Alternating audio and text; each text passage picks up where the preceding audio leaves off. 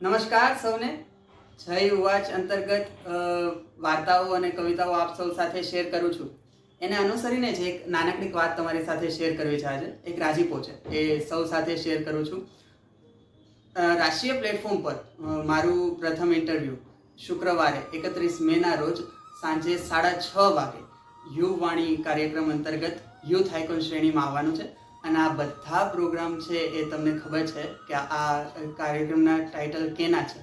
હા, આકાશવાણી રાજકોટમાં મારું ઇન્ટરવ્યૂ બ્રોડકાસ્ટ થવાનું છે 31 મે સાંજે 6:30 વાગે, જેમાં મારા મનની વાત તો હશે જ, સાથે સાથે જીવનની વાત પણ હશે અને મારી અત્યાર સુધીની સાહિત્યિક સફર કેવી રહી છે એ સૌ વાતો હું એમાં શેર કરવાનો છું. થોડી ઘણી કવિતાઓ પણ હશે.